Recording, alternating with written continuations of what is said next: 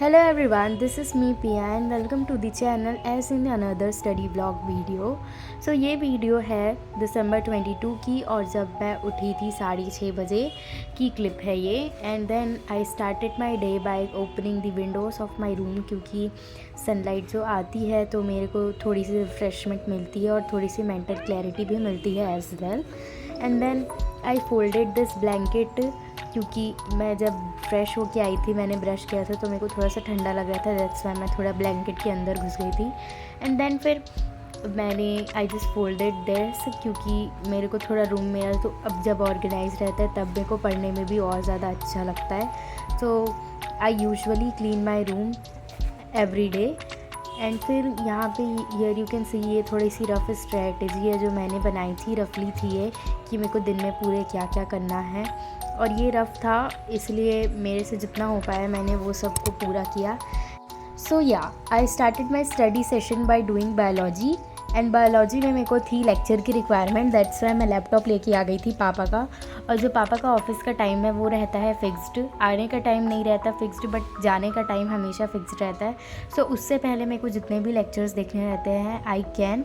But फिर ये laptop अगर एक बार ऑफिस चला गया ना फिर रात को ही आता है सीधा और उसका भी टाइम जो रहता है वो फिक्स नहीं रहता है.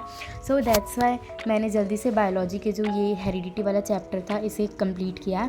And I was assuming that this chapter will gonna be a easy chapter but my assumption was wrong. इसमें जो थे वो थोड़े न्यूमेरिकल्स काइंड ऑफ क्वेश्चंस थे जैसे कि वो F2 generation and F1 generation वाला self pollination cross pollination. I was यही वाला जो था वो वाला टॉपिक मेरे को थोड़ा सा टफ़ लगा क्योंकि मैंने NCERTs के जब क्वेश्चंस उससे रिलेटेड जब मैंने सॉल्व किए थे तो मेरे से वो क्वेश्चन जो थे वो नहीं बन रहे थे.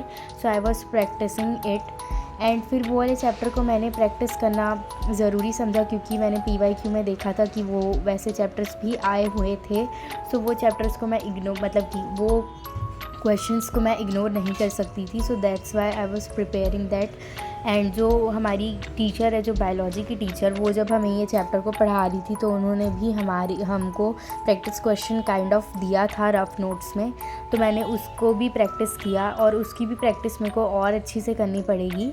और लेक्चर देखते टाइम ना मेरे को ज़्यादा टाइम हो गया था क्योंकि लेक्चर तो था वो मेरा 2 आवर्स का था.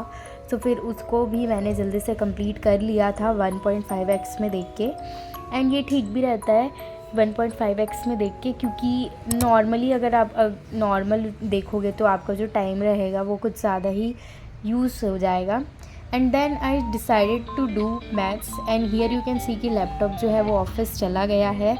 And now I am back with my Vivo phone. और ये वीवो फ़ोन ना मेरा सुख दुख का साथी है क्योंकि मेरी मम्मी का फ़ोन को मैं और मेरे ब्रदर दोनों चलाते हैं. सो अगर मेरा ब्रदर मेरी मम्मी का फ़ोन ले जाता है तो ये वीवो के ही फ़ोन से मेरे को काम चलाना पड़ता है. सो यहाँ पे मैं वीवो के फ़ोन से मतलब कि लेक्चर देख रही थी ट्रायंगल्स वाले चैप्टर का.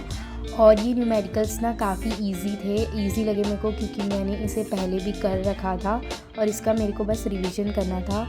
और ये मेरी सेल्फ रिवीजन वाली सीरीज़ जो है वो चल रही है. एंड देन मैंने 20 मिनट्स का ब्रेक लिया था और आई वॉज लुकिंग कि ये जो अंकल थे वो बहुत अच्छे से सीमेंट की कोटिंग कर रहे थे वॉल पे. तो फिर मैंने क्लिप जो थी वो रिकॉर्ड कर ली थी.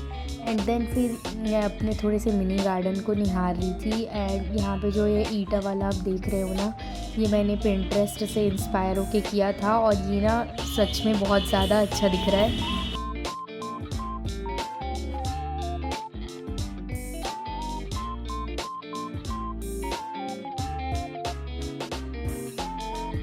सो यहाँ पे ये कंप्यूटर जो है वो रिपेयर हो गया था और ये कंप्यूटर जाएगा मेरे भाई के रूम में.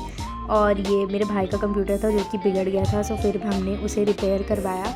और ये जो थे ट्रायंगल्स के चैप्टर इनको मैंने रात को भी किया था और फिर अब मैं सुबह भी करी थी तो वो चैप्टर जो हुआ था वो मेरा कंप्लीट हो गया था.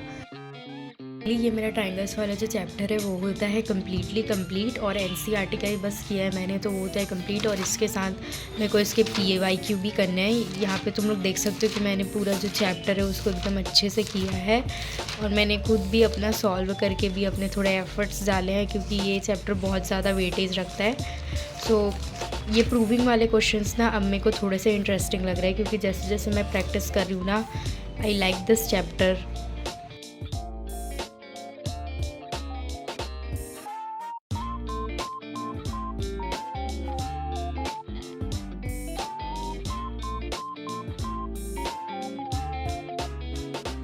And now I am starting the new chapter, which is coordinate geometry, and I love this chapter from this sense. From initially I am addicted with this chapter. I have done this chapter for so many times, but now I am doing this chapter once more क्योंकि revision series चल रही है, मेरी self revision series चल रही है, तो मेरे को ये करना ज़रूरी है for satisfaction. So now I will do this coordinate the geometry chapter. Numerical से वो गए मेरे almost complete, and now I will go to study for social science. And at the last I was doing the political science, and उसमें मैं कर रही थी political parties वाला जो चैप्टर. एंड मैंने सुना था कि ये चैप्टर जो था वो थोड़ा सा इंटरेस्टिंग है, एंड इट वॉज, क्योंकि ये वाले चैप्टर में ना मतलब कि थोड़ा आप रिलेट करके पढ़ सकते हो. तुम लोग भी ना इसे पढ़ के देखना एक बार, क्योंकि ना ये थोड़ा सा इजी लगा मेरे को as compare to gender, religion and caste वाला चैप्टर. वो वाला चैप्टर मेरे को सबसे ज़्यादा एकदम जैसे हेक्टिक लगा, क्योंकि उसको मैंने कम से कम 6 से 7 बार किया, तब जाके वो चैप्टर में से हुआ. एंड पॉलिटिकल पार्टीज़ वाले चैप्टर के लिए तो मेरे को लेक्चर देखने की भी रिक्वायरमेंट नहीं पड़ी, एंड ये मैं जैसे जैसे रीड करते जा रही थी ये मेरे माइंड में घुसते जा रहा था. एंड ये ना थोड़ा सा रिलेटिंग काइंड ऑफ चैप्टर है, तो ये बहुत जल्दी मेरे से हो गया था. और इसमें बस ये चीज़ का थोड़ा सा था कि इसमें जो पार्टीज़ हैं उनके डेज, उनके कब वो फॉर्म हुए थे, ये सब का नेम्स वगैरह ये सब उनको याद करना पड़ रहा था. सो फिर उसके लिए मैंने थोड़ा सा ज़्यादा टाइम लगाया इस चैप्टर में.